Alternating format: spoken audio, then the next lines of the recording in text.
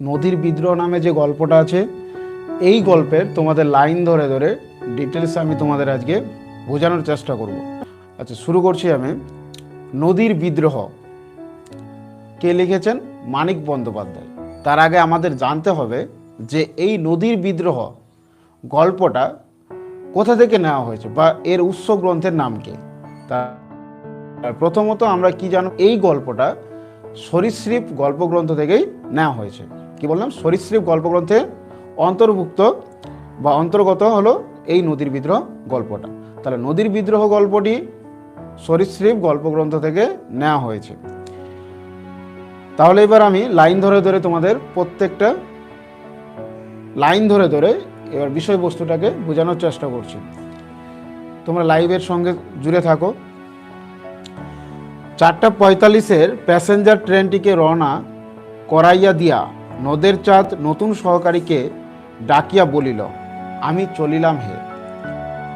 তার মানে কি, 4:45 যে ডাউন প্যাসেঞ্জার, সেই ডাউন প্যাসেঞ্জার ট্রেনটিকে রওনা করে দেওয়া মানে পার করে দেওয়ার পরে নদের চাঁদ, এটা এই গল্পের কেন্দ্রীয় চরিত্র হলো কি এই নদের চাঁদ। এই নদের চাঁদ কি করছে? তার নতুন সহকারী, অর্থাৎ নদের চাঁদ কি কাজ করে? স্টেশন মাস্টারের কাজ করে। তো স্টেশন মাস্টারের কাজ থাকে, দায় দায়িত্ব থাকে। সেই নদের চাঁদ কি করছে? তার যে সহকারী, অর্থাৎ ওনার সঙ্গে একজন নতুন সহকারী কি করে কাজ করে, ওকে ডেকে এবার বলছে, কি বলছে? আমি চলিলাম হে বা আমি চললাম হে। তার মানে নদের চাঁদ এবার বেরিয়ে পড়ছে। কি উদ্দেশ্যে বার হচ্ছে সেটা আমরা একটু পরে আস্তে আস্তে জানবো। এবার দেখো কি বলছে, নতুন সহকারী একবার মেঘাচ্ছন্ন আকাশের দিকে চাহিয়া বলিল, আজ্ঞে হ্যাঁ। এবার নতুন সহকারী, তার কলিগ, সে একবার কি করলো? মেঘাচ্ছন্ন অর্থাৎ মেঘে ঢাকা আকাশের দিকে চেয়ে সে কি বলছে? হ্যাঁ, আজ্ঞে হ্যাঁ। তার মানে এখানে বলতে চাইছে হ্যাঁ আপনি আসতে পারেন। অর্থাৎ এখানে নতুন সহকারী নদের চাঁদকে বলছে আপনি এবার আসতে পারেন। তার মানে কি, নদের চাঁদ কোথায় যাচ্ছে এখনো আমরা কিন্তু জানতে পারলাম না। একটু পরেই আস্তে আস্তে আস্তে আস্তে এটা বিষয়বস্তুটাকে আরও ডিটেলসে আমরা জানতে পারবো। এবার নদের চাঁদ বলিল, আর বৃষ্টি হবে না। কি বলো? এবার নদের চাঁদ কি বলছে? তার নতুন সহকারীকে বলছে, মনে হয় না এখন আর বৃষ্টি পড়বে। তার মানে আমরা কি দেখতে পাচ্ছি? টানা হয়তো বৃষ্টি পড়ছিল, একটু আকাশটা এবার কি একটু হয়তো ভালো আছে। তার জন্যই নদের চাঁদ তার সহকারীকে বলছে এবার হয়তো আর বৃষ্টি হবে না। নতুন সহকারী একবার জলে জলময় পৃথিবীর দিকে চাহিয়া বলিল, আজ্ঞে না। তার মানে কি, ওয়েদার কিন্তু খুব একটা ভালো না। এটা কে বুঝতে পারছে? নতুন সহকারী বুঝতে পারছে। এবার জলময় পৃথিবীর দিকে চেয়ে এবার তিনি কি বলছেন? আজ্ঞে না। ঠিক আছে? তাহলে এই কথাটা কে কাকে বলল? এই কথাটা বলল নতুন সহকারী বলল নদের চাঁদকে। আচ্ছা, এরপরে দেখো, নদের চাঁদ লাইন ধরিয়া 1 মাইল দূরে নদীর উপরকার ব্রিজের দিকে হাঁটিতে লাগিল। তাহলে রেল লাইন যে আছে, এই রেল লাইন ধরে 1 মাইল দূরে নদীর উপরকার ব্রিজ দিয়ে সে কী করছে? হেঁটে হেঁটে যাচ্ছে। তার মানে নদীর প্রতি তার একটা কী আছে? ভালোবাসা আছে। নদের চাঁদের ছোটোবেলা থেকে আমরা ডিটেলসে যখন পড়বো, আরও একটু আস্তে আস্তে যখন আমরা গল্পটার দিকে আরও ক্রমশ এগিয়ে যাব, তখন আমরা ডিটেলসে আরও ব্যাপারটাকে ভালো করে বুঝতে পারবো। তবু আমি বলে দিচ্ছি, লাইন ধরে ধরে সে কী করছে? এখানে লাইন ধরে 1 মাইল দূরে একটা ব্রিজ রয়েছে, সেই ব্রিজের দিকে হাঁটিতে লাগিল। কি উদ্দেশ্যে যাচ্ছে? তার উদ্দেশ্য কি? উদ্দেশ্য একটাই, সে নদীর প্রতি তার কি আছে? একটা ভালোবাসা আছে, মায়া আছে, মমতা আছে, স্নেহ আছে। এই কারণে সে নদীকে দেখবে বলে সে ওই ব্রিজের দিকে হাঁটতে হাঁটতে চলে গেল। তাহলে কত মাইল দূরে একটা ব্রিজ ছিল? 1 মাইল দূরে। এগুলো ছোট ছোট প্রশ্ন কিন্তু তোমাদের পরীক্ষায় আসে। 5 দিন অবিরত বৃষ্টি হইয়া আজ এই বিকালের দিকে বর্ষণ থামিয়াছে। তার মানে কি, টানা 5 দিন ধরে বৃষ্টি পড়ছে। বৃষ্টি পড়ার কারণে চতুর্দিকে জলে জলময় হয়ে গেছে। তো বিকেলে একটু কি বর্ষণ অর্থাৎ বৃষ্টিপাতটা থেমেছে। বিকেলে যেহেতু বৃষ্টিপাত থেমেছে এই কারণে নদের চাঁদ এবার সেই নদীকে দেখবে বলে সে উদ্দেশ্য নিয়ে বেরিয়ে পড়েছে। 5 দিন নদীকে দেখা হয় না। তাহলে কতদিন ধরে বৃষ্টি পড়ছিল মনে রাখবে এগুলো, 5 দিন ধরে বৃষ্টি হয়নি। আর কতদিন ধরে তার নদীটা দেখা হয়নি? 5 দিন ধরে। তাহলে একটু ভালো করে বুঝবে। দেখো, প্রেমিক প্রেমিকাকে যেমন না দেখে থাকতে পারে না, ঠিক সেরকমভাবেই মায়া মমতা স্নেহ ভালোবাসা তার জন্মে গেছে কার প্রতি? নদীর প্রতি। তাহলে নদের চাঁদের এই নদীর প্রতি বা নদের প্রতি একটা কি আছে? তার ভালোবাসা রয়েছে। ঠিক আছে? এই কারণে 5 দিন যেহেতু টানা কি হলো? বৃষ্টিপাত হলো। এই বৃষ্টিপাতের কারণে সে নদীটাকে দেখতে পেল না। তাহলে এখান থেকে তোমাদের প্রশ্ন হতেই পারে কতদিন ধরে বৃষ্টিপাত চলছিল? তাহলে কি 5 দিন ধরে। আর নদের চাঁদ কতদিন ধরে নদীকে দেখেনি? 5 দিন যাবৎ বা 5 দিন ধরে সে নদীকে দেখেনি। নদের চাঁদ ছেলে মানুষের মতো উৎসুক বোধ করিতে লাগলো। এই যে ছটপট, ছটপট কেন শুরু হয়েছে? কারণ হচ্ছে যেহেতু নদের চাঁদ 5 দিন ধরে নদীটাকে দেখতে পায়নি, এই কারণে ছেলে মানুষের মতো অর্থাৎ বাচ্চা ছেলে যেরকম কি করে উৎসুক বোধ করে এরকমভাবে ছটপট করতে লাগলো। আকাশে যেমন মেঘ পড়িয়া আছে, হয়তো আবার কিছুক্ষণের মধ্যেই প্রবল ধারায় বর্ষণ শুরু হয়ে যায়। তাহলে আকাশের দিকে তাকালে বোঝা যাবে যে ওয়েদারটা কি খুব একটা ভালো না, মানে মনে হচ্ছে যেন কি অল্প কিছুক্ষণের মধ্যেই আবার বৃষ্টিপাত শুরু হতে পারে। তা হোক, তার মানে দেখো এখানে নদের চাঁদের একটা জেদও কাজ করছে। বলছে তা হোক, বৃষ্টি হলে হোক, তবুও সে কি করবে? তবুও সে নদীকে দেখে যাবে, এরকম একটা মনস্থির সে করেছে। বলছে যা তাই হোক, বৃষ্টি হলে হোক, কিন্তু আমি আজকে কি নদী দেখেই যাব, এরকম একটা উদ্দেশ্য বা মনোভাব সে প্রকাশ করেছে। ব্রিজের এক পাশে আজ চুপচাপ বসিয়া কিছুক্ষণ নদীকে না দেখিলে সে বাজিবে না। তার মানে কি ব্রিজের উপরে এক পাশে সে চুপচাপ কিছুক্ষণ বসে থাকবে, বসে থাকার পর সে নদীটাকে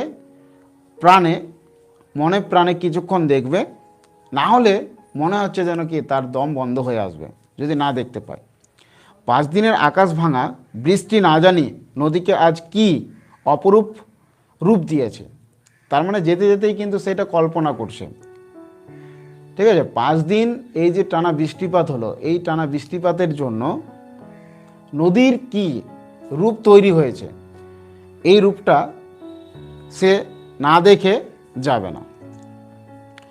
দুদিকে মাঠঘাট জলে ডুবিয়া গিয়াছিল। তার মানে রাস্তার ধারে রেল লাইন ধরে ধরে যখন সে চলছে তখন সে আশেপাশে দেখছে, মানে রাস্তার দুপাশে দেখছে কি মাঠঘাট একদম জলে ডুবে গেছে।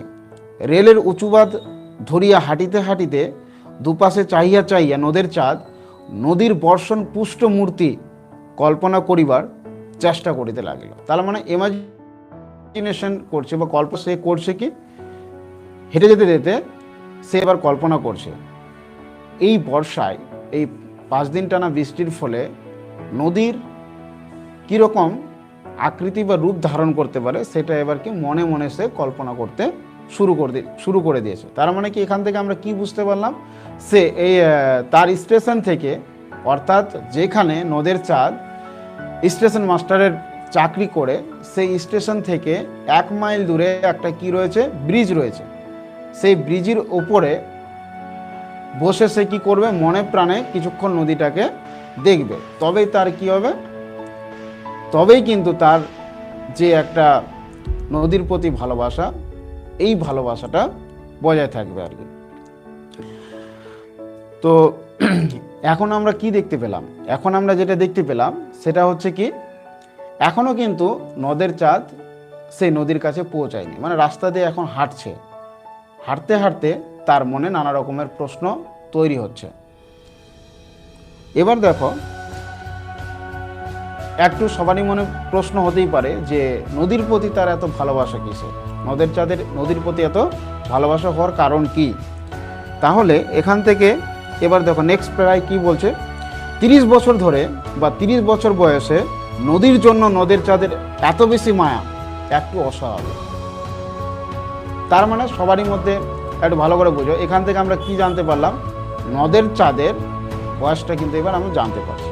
কত বছর বয়স তাহলে নদের চাঁদের? 30 বছর। এই 30 বছরে নদের চাঁদের কি নদীর প্রতি এত যে মায়া, একটু সবারই কি মনে হচ্ছে? স্বাভাবিক নয়, অস্বাভাবিক। কেবল বয়সের জন্যই নয়, ছোট হোক তুচ্ছ হোক, সে তো একটা স্টেশন মাস্টার।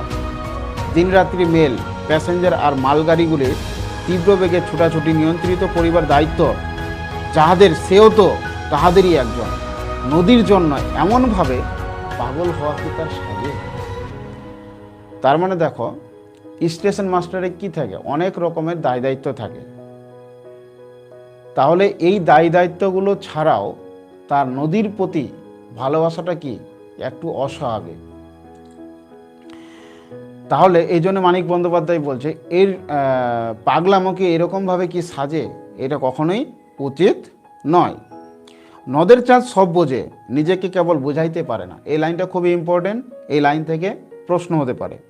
নদের চাঁদ সব বোঝে, তার মানে কি স্টেশন মাস্টারের যা যা দায়িত্ব সব কিছু বোঝা সত্ত্বেও সে না বোঝার ভান করে, অর্থাৎ নিজেকে কি বোঝাতে পারে না। নিজের এই পাগলামিতে যেন আনন্দই উপভোগ করে। এই লাইনটাও খুব মারাত্মক একটা লাইন। এই লাইন থেকেও তোমরা কি করবে, প্রশ্নগুলো রেডি করবে খুব ভালো করে। নিজের এই পাগলামিতে যেন আনন্দই উপভোগ করে। এই যে তার যে পাগলামো, এই পাগলামোতে সে কি নিজে নিজে পুলকিত হয়, অর্থাৎ আনন্দিত উপভোগ করে বা আনন্দ অনুভব করে। অস্বাভাবিক হোক, নদীকে এভাবে ভালোবাসিবার একটা কৈফিয়ত নদের চাঁদ দিতে পারে। মানিক বন্দ্যোপাধ্যায় কি বলছেন এবার? বলছে এই অস্বাভাবিক যে তার নদীর প্রতি ভালোবাসা, এই ভালোবাসার একটা কৈফিয়ত মানে জবাব সে দিতে পারে।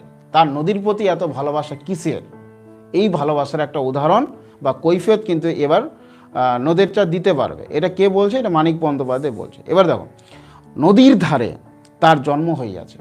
তাহলে কৈফিয়ত বা জবাবটা কি একটু ভালো করে বুঝবে। তার নদীর প্রতি ভালোবাসার কারণ কি, এবার কিন্তু এটা তোমরা ডিটেলস এখান থেকে বুঝতে পারবে। এই প্যারায় সেটা বলা হয়েছে। তাহলে নদীর ধারে নদের চাঁদ কি জন্মগ্রহণ করেছে, তার মানে নদীর ধারে তার জন্ম, এই কারণেই তার কি ভালোবাসা নদীর প্রতি রয়েছে। দেশে নদীটি তার হয়তো এই নদীর মতো এত বড় ছিল না। তার মানে শহরে সে এখন কি করে, স্টেশন মাস্টার চাকরি করে, শহরে সে চাকরি পেয়েছে, কিন্তু তার জন্ম হলো কি গ্রামে। গ্রামের নদীটা কিন্তু এই শহরের নদীর মতো নয়। এই জন্যই বলছে এত বড় ছিল না, গ্রামের নদীটা কিন্তু শহরের নদীর মতো এত বড় ছিল না। আচ্ছা, এরপরে কি বলছে, কিন্তু শৈশবে, কৈশোরে আর প্রথম যৌবনে বড় ছোটর হিসাব কে করে? তার মানে শৈশবকাল, কৈশোর এবং যৌবনকালে ছোট বড়র মধ্যে কেই বা তফাৎ হিসেব করতে যাবে, তাই না? দেশের সেই ক্ষীণস্রোতা, অর্থাৎ দেশের নদীটা যেটা ছিল তার স্রোত কিন্তু প্রবল ছিল না, সেটা ছিল কি ক্ষীণ স্রোত, স্রোতও কিন্তু খুব একটা ভালো ছিল না। তাহলে দেশের নদীর স্রোতটা কেমন? ক্ষীণ স্রোত, নির্জীব, অর্থাৎ স্রোত নেই যেহেতু, এই কারণে সেই নদীটাকে কেমন বলা হচ্ছে? নির্জীব বলা হচ্ছে। নদীটি অসুস্থ দুর্বল আত্মীয়ের মতোই তার মমতা পাইয়াছিল। তাহলে দেশের নদীটি অর্থাৎ গ্রামের নদীটি তার কাছে কেমন ছিল? এক আত্মীয়ের মতো সম্পর্ক ছিল। তার মানে কোনো একটা আত্মীয় যেরকম কি হয়, খুব ক্লোজ হয়, সেই রকমভাবে নদীটা তার কাছে ছিল, আত্মীয়ের মতো মমতা পেয়েছে। কোনটা জিনিস পেয়েছে? দেশের ওই নদীটার কথা বলা হচ্ছে। তাহলে কি এখানে মানিক বন্দ্যোপাধ্যায় নদীর প্রতি তার যে এত ভালোবাসা, মমতা, তার একটা কৈফিয়ত দিচ্ছে। তাহলে আমরা কি দেখলাম? প্রথমত নদের চাঁদ গ্রামে জন্মগ্রহণ করেছে, গ্রামে তার একটা কি ছিল? নদী ছিল, সেই নদীর প্রতি তার ভালোবাসা ছিল। বলছে কি সেই নদীটা তার কাছে কি আত্মীয়ের মতো মমতা কিন্তু পেয়েছে। বড় হইয়া একবার অনাবৃষ্টির বছরে নদীর ক্ষীণ স্রোতধারাও প্রায় শুকাইয়া যাইবার উপক্রম করিয়াছে, দেখিয়া সে প্রায় কাঁদিয়া ফেলিয়াছিল। তার মানে কি দেখো, অনাবৃষ্টি অর্থাৎ বৃষ্টি না হওয়ার কারণে কোনো একবার, তাহলে অনাবৃষ্টির কারণে যেহেতু ওই বছরে বৃষ্টিপাত হয়নি, এই কারণে ওই যে নদীর যে ক্ষীণ স্রোত ছিল সেটা তো আর ক্ষীণ স্রোত থাকছে না, আস্তে আস্তে আস্তে আস্তে জল না পেয়ে সে নদীটা শুকিয়ে গেছে। তো শুকিয়ে যাইবার উপক্রম করে মানে এই জিনিসটা দেখে নদের চাঁদের একবার কি পেয়েছে, কান্না পেয়েছে। মানে এখানে ছোটোবেলাকার কথা বলা হয়েছে, যখন সে গ্রামে থাকতো, এই গ্রামে থাকাকালীন অবস্থায় একবার কি বছরে বৃষ্টি না হওয়ার কারণে, ওই বছরে যে বছরের কথা বলা হচ্ছে ওই বছরে বৃষ্টি না হওয়ার কারণে গ্রামের নদীর ক্ষীণস্রোতটা কী হয়ে গেছিলো, শুকিয়ে গেছিলো। ঠিক আছে, এইটা দেখে তার কি কান্না পেয়েছে। এটা কেন তার কান্না পাওয়ার কারণ কি? সাধারণ মানুষের তো কান্না পাবে না, নদীর জল শুকলো তাতে আবার কান্না কিসের তার, তাই না? কারণ হচ্ছে কি তার আত্মীয়ের মতো হয়ে গেছে নদীটা, এতটাই সে নদীটাকে কি করে ভালোবাসে। একজন প্রেমিক প্রেমিকা যেমন না দেখে থাকতে পারে না, ঠিক সেরকম নদীকে সে কি এতটাই ভালোবাসে। অর্থাৎ নদীটা প্রতি তার ভালোবাসা কি অনেক, যেটা আমরা প্রকাশ করতে এখানে এতটা সহজে আমরা বোঝাতে পারবো না। তার মানে কি নদের চাঁদে নদীর প্রতি কি ছোটবেলা থেকে একটা ভালোবাসা রয়েছে, মায়া রয়েছে, স্নেহ রয়েছে। আচ্ছা, বলছে কি দুরারোগ্য ব্যাধিতে ভুগিতে ভুগিতে পরমাতিয়া মরিয়া যাওয়ার উপক্রম করিলে মানুষ যেমন কাঁদে। তার মানে এই যে ছোটবেলায় যে ক্ষীণস্রোতা নদীটা যেমন জল না পেয়ে শুকিয়ে গেছিল, এই দেখে যেমন কি করে নদের চাঁদ কেঁদেছিল, সেই কান্নাটাকে এবার মানিক বন্দ্যোপাধ্যায় ব্যাখ্যা করছে কীরকমভাবে। দুরারোগ্য ব্যাধি অর্থাৎ যে রোগ মানুষের ভালো হয় না, সেই রোগে যেমন কোনো নিজের পরম আত্মীয় মরে যাওয়ার সময় কি করে ওই মানুষটাকে দেখে কান্না করে।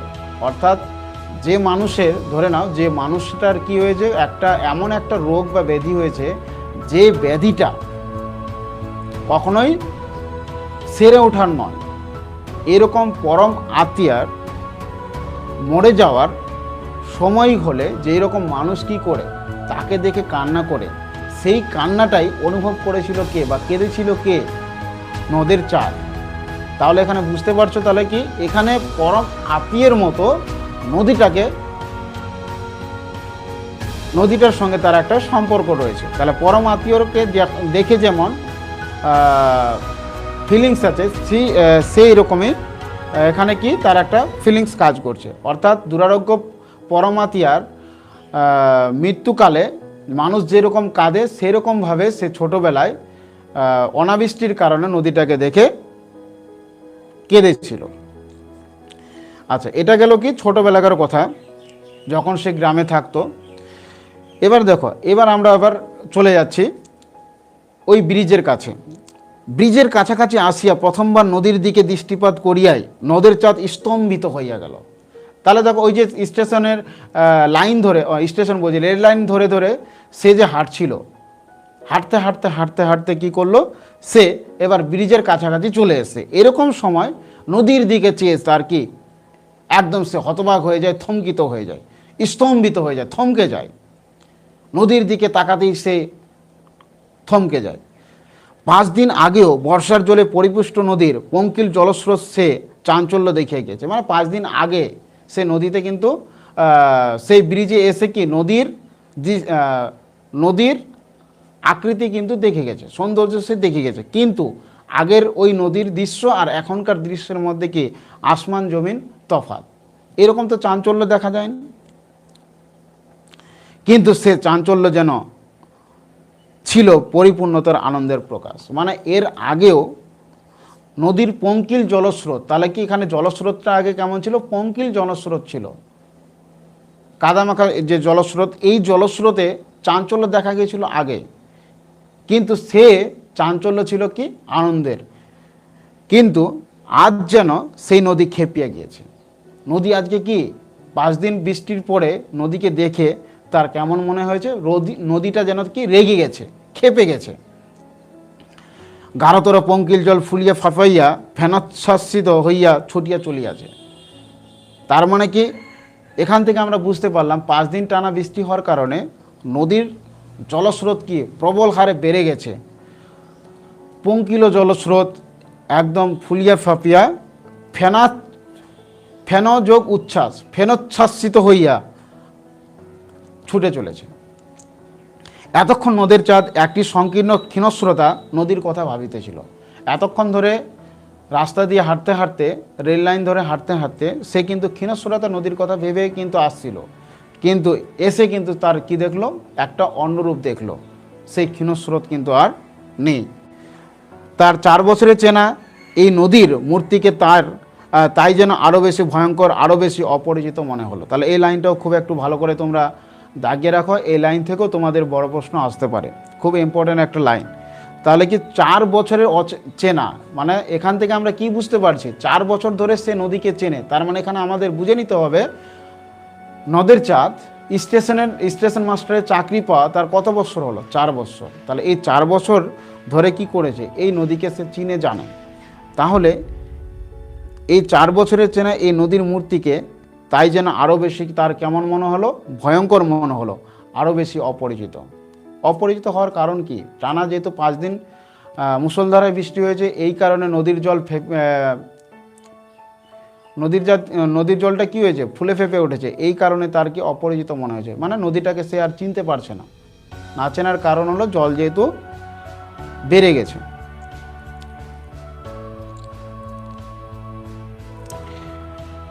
আচ্ছা, এরপরে দেখো, ব্রিজের মাঝামাঝি ইট সুরকি আর সিমেন্টে গাঁথা ধারক স্তম্ভের শেষ প্রান্তে বসিয়া সে প্রতিদিন নদীকে দেখে। তার মানে এখান থেকে বলতে চাইছে যে ব্রিজের মাঝামাঝি ইট সুরকি আর সিমেন্টের গাঁথা কি একটা ধারক স্তম্ভ ছিল, সেই ধারক স্তম্ভের শেষ প্রান্তে গিয়ে সে কী করে ডেলি প্রতিদিন নদীকে দেখে। তাই না, সেখানে বসে, সেই ধারক স্তম্ভে বসে সে প্রতিদিন কি করে নদীটাকে অবজার্ভ করে বা দেখে। তাহলে কোথায় বসেছিল, প্রতিদিনের মতো কিন্তু সেও আজকে সেখানেই বসবে, এরকম একটা ব্যাপার। তাহলে এখান থেকে বুঝো নদের চাঁদ যেই জায়গাটাতে বসে নদীটাকে ডেলি দেখতো, সেই জায়গাটা কী দিয়ে বাঁধা ছিল যদি প্রশ্ন হয়, তাহলে বলবে ব্রিজের মাঝামাঝি ইট সুরকি আর সিমেন্টে গাঁথা একটা ধারক স্তম্ভ। এই ধারক স্তম্ভের শেষ প্রান্তে, একদম শেষের দিকে বসে সে প্রতিদিন নদীকে দেখতো। আজও সে সেইখানে গিয়া বসিল, আজকেও কিন্তু ব্যতিক্রম হলো না, সেই জায়গাটাতে সে বসলো। নদীর স্রোত ব্রিজের এই দিকে ধারক স্তম্ভগুলোতে বাধা পাইয়া ফেনল আবর্ত রচনা করেছে। তার মানে কি, জলটা যখন নদীর স্রোতে ব্রিজের এই ধারক স্তম্ভগুলো যেগুলো থাকে, এই ধারক স্তম্ভে জলটা কি করছে, যেহেতু বাধা পাচ্ছে, এই কারণে ফেনা ফেনা আবর্ত একটা রচনা করছে, মানে মোচড় টাইপের। এত উঁচুতে জল উঠিয়া আসিয়াছে যে মনে হয় ইচ্ছা করিলেই বুঝি হাত বাড়াইয়া স্পর্শ করে যায়। তার মানে এই লাইনটাও তোমরা দাগিয়ে রাখো, মনে হয় ইচ্ছা করিলে বুঝি হাত বাড়াইয়া স্পর্শ করা যায়, এই লাইনটাও তোমরা দাগিয়ে রাখো। তার মানে এতটাই ক্লোজ, এতটাই কাছাকাছি জলটা চলে আসছে, মনে হচ্ছে কি হাতটা নিচে দিলেই জলটাকে ছোঁয়া যাবে বা স্পর্শ করা যাবে। নদের চাঁদের ভারী আমোদ বোধ হইতে লাগিল। তার মানে কি, এই দৃশ্য দেখে সে একটু আনন্দ কি করছে, বোধ হতে লাগলো, তার আমোদ প্রকাশ করছে। এবার দেখো, পকেট খুঁজিয়া পুরাতন একটা চিঠি বাহির করিয়া সে স্রোতের মধ্যে ছুড়িয়া দিল। তার মানে কি, পকেট থেকে একটা তার পুরনো চিঠি ছিল, সেই চিঠিটা বার করে সে কী করলো, স্রোতের মধ্যে সে চিঠিটাকে ছুঁড়ে দিল। তাহলে পকেট থেকে খুঁজে কিন্তু সে একখানা পুরাতন চিঠি বার করলো, সেই পুরাতন চিঠিখানা স্রোতের মধ্যে ফেলে দেওয়ায় এবার দেখো সেই চিঠিটা কি অবস্থা হচ্ছে। এবার কি বলছে, চোখের পলকে কোথায় যে অদৃশ্য হইয়া গেল চিঠিখানা। তার মানে এতটাই প্রবল হারে মোচড় খাচ্ছে জলটা, চিঠিটা ফেলা মাত্রই চিঠিটা অদৃশ্য হয়ে গেল, হাওয়া হয়ে গেল। উন্মত্ততার জন্যই জলপ্রবাহকে আজ তার জীবন্ত মনে হইতেছিল। এর আগে কিন্তু জলপ্রবাহকে তার জীবন্ত মনে হয়নি। এই উন্মাদ হয়ে গেছে নদী, পাগল হয়ে গেছে, খেপে গেছে। এই খেপে যাওয়ার কারণে তার নদীটাকে আজকে কেমন মনে হচ্ছে, জীবন্ত মনে হচ্ছে। তার সঙ্গে খেলায় যোগ দিয়া চিঠিখানা যেন তাড়াতাড়ি লুকাইয়া ফেলিয়াছে। তার মনে হচ্ছে কি নদীটা তার কাছে কি খেলছে, লুকোচুরি খেলা খেলছে। দুদিন ধরিয়া বাইরের অবিশ্রান্ত বর্ষণের সঙ্গে সুর মিলাইয়া নদের চাঁদ বউকে প্রাণপণে একখানা 5 পৃষ্ঠাব্যাপী বিরহ বেদনাপূর্ণ চিঠি লিখিয়াছে। চিঠি পকেটেই ছিল। একটু ভালো করে বোঝার চেষ্টা করবে। দুদিন ধরে বাইরের অবিশ্রান্ত বর্ষণের সঙ্গে সুর মিলে নদেরচাঁদ কী করলো, বউকে প্রাণপণে একখানা কত পৃষ্ঠাব্যাপী 5 পৃষ্ঠার একটা চিঠি লিখেছিল। চিঠিটা তার কি পকেটেই ছিল। তাহলে ভালো করে বুঝবে, মুষলধারায় বৃষ্টি হয়েছিল কতদিন? 5 দিন ধরে। আর সে যে বউকে একখানা চিঠি লিখেছিল যেটা তার পকেটের মধ্যে ছিল, সেই চিঠিটা কত পৃষ্ঠার ছিল? সেটাও কিন্তু 5 পৃষ্ঠারই ছিল।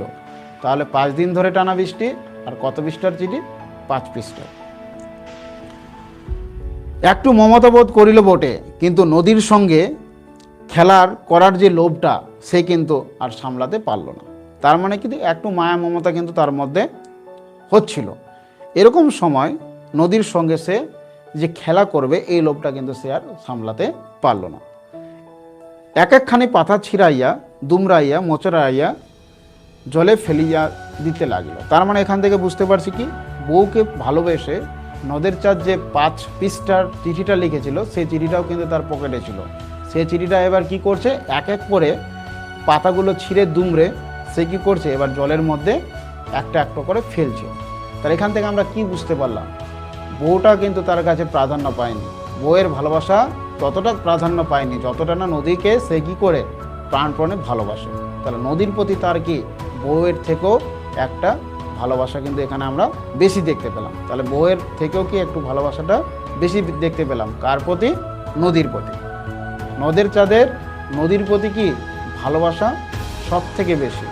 সব থেকে বেশি মানে বউয়ের থেকেও বেশি এখানে আমরা এটা ধরে নেব। কারণ হলো বউকে ভালোবাসেই কিন্তু সে 5 পৃষ্ঠার চিঠিটা লিখেছিল, যেটা দেওয়া উচিত ছিল তার কার? বউকে। কিন্তু সেই চিঠিটা কি করলো, নদীর জলে একটা একটা করে ছিঁড়ে ছিঁড়ে ফেলে দিল। এখান থেকে আমরা বুঝতে পারলাম বউয়ের থেকেও নদীর তার কাছে কি প্রিয়, নদীটাই আগে তার প্রাধান্য। এরপরে দেখো কি ঘটনা ঘটছে। তারপর নামিল বৃষ্টি, সে কি মুষলধারায় বর্ষণ। এই লুকোচুরি খেলতে খেলতে একটু পরেই হঠাৎ করে বৃষ্টি নামলো। সে কি মুষলধারায় বৃষ্টি পড়তে শুরু করলো। ঘণ্টা 3 বিশ্রাম করিয়া মেঘের যেন নতুন শক্তি সঞ্চিত হইয়াছে। তাহলে 3 ঘন্টা ধরে বৃষ্টিটা কিন্তু থেমেছিল। 3 ঘন্টা ধরে বৃষ্টিপাত থামার পর মনে হচ্ছে যেন বৃষ্টিটা আকাশটা কি রেস্ট করছিল, কিন্তু 3 ঘন্টা থেমে থাকার পরেই মনে হলো যেন একটা নতুন শক্তি সঞ্চারিত হয়ে গেছে মেঘের মধ্যে। তার মানে এখান থেকে আমরা বুঝতে পারছি 3 ঘন্টা ধরে থমকে ছিল আকাশের আবহাওয়াটা। তাহলে এই আবহাওয়ার কি আবার একটা চেঞ্জেস আসতে শুরু করে দিল। মনে হচ্ছে একটু বিশ্রাম করার পরে সে নতুন শক্তি ফিরে পেল। ঠিক আছে। নদেরচাঁদ বসিয়া বসিয়া ভিজিতে লাগিল, উঠিল না। তার মানে বৃষ্টি শুরু হয়ে গেছে অলরেডি। নদেরচাঁদ কি ভিজছে, কারণ সে মনস্থির করে নিয়েছে কিছুক্ষণ নদীকে না দেখে সে যাবে না, বৃষ্টি হলে হোক।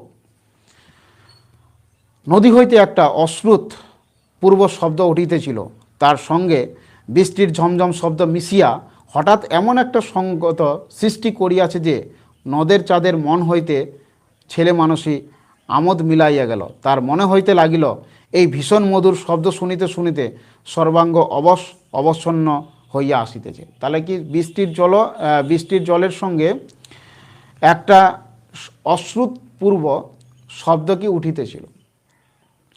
কোথা থেকে? নদী হইতে, মানে নদী থেকে এই শব্দটা উঠেছিল। তাহলে এই শব্দের সঙ্গে বৃষ্টির ঝমঝম শব্দ মিশে গিয়ে একটা সঙ্গত শব্দ সৃষ্টি করলো, এবং এই শব্দে কি করলো, ছেলে মানুষের একটা আমোদ সে খুঁজিতে লাগলো।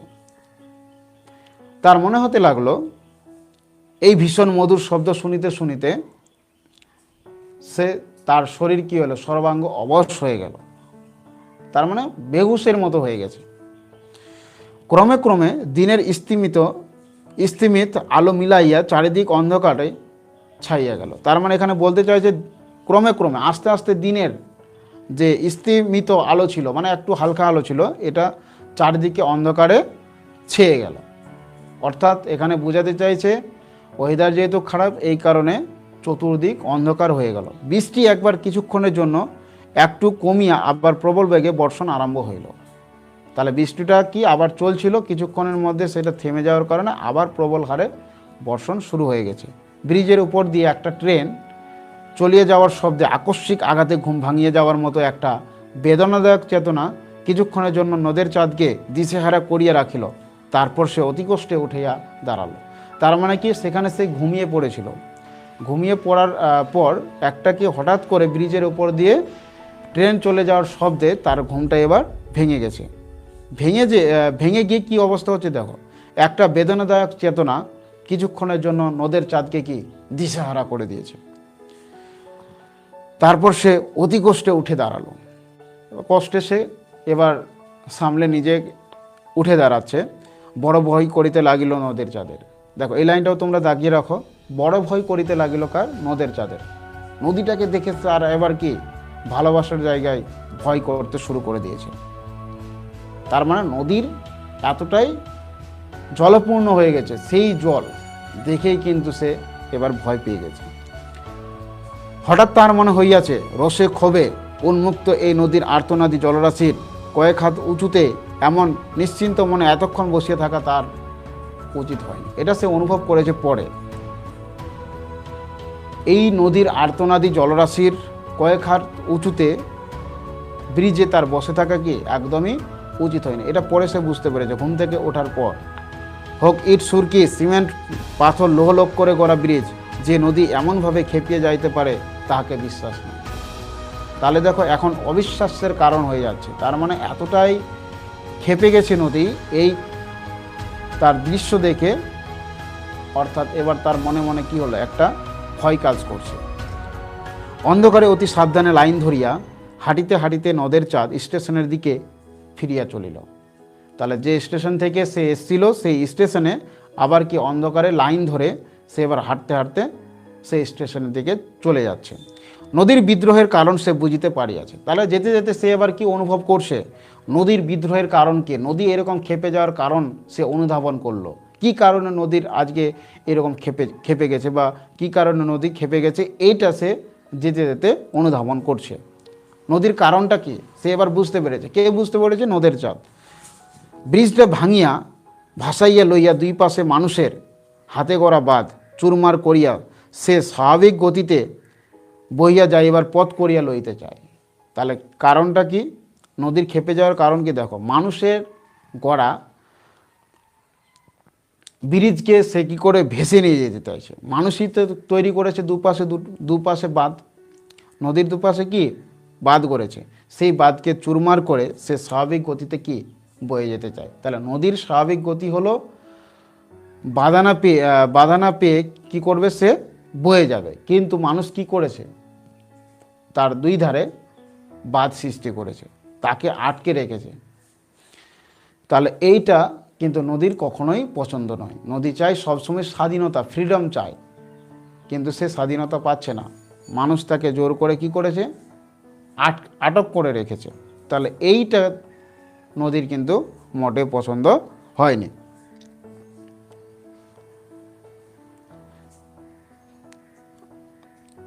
কিন্তু পারিবে কি? নদীর চাঁদের প্রশ্ন, এই ব্রিজকে ভেঙে চুরে নদীর স্বাভাবিক গতিতে বয়ে যেতে কি পারবে? এই কাজটা কি করতে পারবে? তার মানে কি এটা ডাউট হচ্ছে। কারণ ডাউট হওয়ার কারণ হলো কি, নদীর বাঁধ যদি আবার ভেঙে যায়, আবার তো মানুষ সেটাকে কি করবে, মেরামত করবে। তাহলে এই জন্য তার মনে মনে এটা ডাউট, সন্দেহ থেকেই যাচ্ছে। পারিলেও মানুষ কি তাকে রেহাই দেবে? নদী যদি ইচ্ছা করেও বাঁধকে ভেঙে ফেলে, মানুষ কি সেই তাকে রেহাই দেবে? আবার তো সেই জায়গায় কি করবে, বাঁধ তৈরি করে দেবে।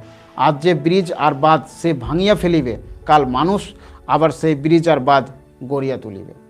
আজ যদি ব্রিজ আর বাঁধকে নদী ভেঙে যায়, তাহলে কাল তো আবার মানুষ কি করবে, সেই বাঁধ আর ব্রিজটাকে আবার নতুন করে গড়ে তুলবে। তারপরে এই গভীর প্রশস্ত জলপূর্ণ নদীর, তার দেশের সেই ক্ষীণস্রোতা নদীতে পরিণত হইতে না জানি মোটে আর কতদিন লাগিবে।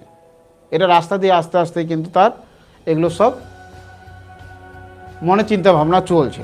স্টেশনের কাছে নতুন রং করা ব্রিজটির জন্য এতকাল নদের চাঁদ গর্ব অনুভব করিয়াছে। এতদিন ধরে তার কি এই ব্রিজটা, নদীটাকে নিয়ে তার কি গর্ব ছিল।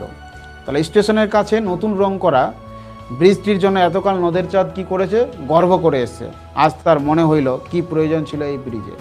হঠাৎ করে নদের চাঁদের মনে হলো কি এই ব্রিজের কিন্তু কোনো প্রয়োজন ছিল না।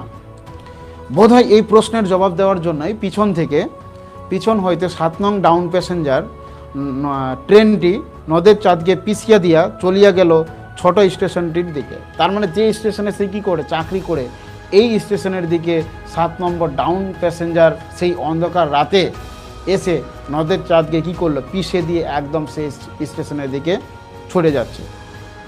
নদের চাঁদ 4 বছর যেখানে স্টেশন মাস্টারি করিয়াছে সেই স্টেশনের দিকে ট্রেনটা ছুটে চলেছে এবং বন্দি নদীকে ভালোবাসিয়াছে। তাহলে 4 বছর ধরে তার নদীর প্রতি কী ছিল, ভালোবাসা ছিল। এটা আমরা এখান থেকে দেখতে পেলাম। তাহলে দেখো, যখনই তার মনে প্রশ্ন হলো কি ছিল, কি প্রয়োজন ছিল এই ব্রিজের, এই ব্রিজটা দেওয়ার কি আদৌ কোনো প্রয়োজন ছিল, এর প্রশ্নের জবাবটা দেওয়ার জন্যই পিছন থেকে কী করলো, 7 নম্বর ডাউন প্যাসেঞ্জার ট্রেনটি এসে তাকে পিষে দিয়ে ছোট স্টেশনটার দিকে ট্রেনটা চলে গেল। যে স্টেশনে সে কী করেছে, স্টেশন মাস্টার করেছে, সেই স্টেশনের দিকেই ট্রেনটা ছুটে গেল বা চলে গেল এবং বন্দি নদীকে সে কী করেছে, 4 বছর ধরে এরকমভাবে ভালোবেসেছে। তাহলে এখান থেকে তোমরা নিশ্চয়ই আশা করছি লাইন ধরে ধরে এর যা বিষয়বস্তু প্রত্যেকটা লাইন তোমরা খুঁটিনাটি বিস্তারিত বুঝতে পেরেছ। এরপরে এখান থেকে কি কি প্রশ্ন হবে সেই প্রশ্নগুলো তোমরা রেডি করবে। অলরেডি আমি তোমাদের ডিটেলস এটাকে বোঝানোর চেষ্টা করলাম, জানি না তোমরা কতটা এ থেকে হেল্পফুল হলে। অবশ্যই তোমরা প্রত্যেকে কমেন্ট বক্সে কমেন্ট করে জানাবে। আর যদি ভালো লেগে থাকে তাহলে তোমরা চ্যানেলটিকে সাবস্ক্রাইব করবে এবং বন্ধুদেরকে বেশি পরিমাণে শেয়ার করো। লাইক তো অবশ্যই তোমাদের করতেই হবে, লাইক করবে, চ্যানেলটিকে সাবস্ক্রাইব করে রাখবে এবং বন্ধুদেরকে বেশি পরিমাণে এই ভিডিওটাকে শেয়ার করবে, যেন তারাও তোমার সঙ্গে কিছুটা হলো অন্তত কি করতে পারে, অন্তত তারাও কিছুটা হলো উপকার পাবে। এই আশা রেখে আমি তোমাদের ভিডিওটাকে এখানে শেষ করছি। আর এইখান থেকে তোমাদের বড় প্রশ্ন ছোট প্রশ্ন কি কি হতে পারে, নেক্সট আমি ততক্ষণে তোমাদের জন্য আরেকটা ভিডিও রেডি করছি। সেই ভিডিওটা তোমাদের সেখানে সমস্ত প্রশ্নে তোমাদের উত্তরগুলো আলোচনা করা। দেখা হচ্ছে তাহলে, থ্যাংক ইউ।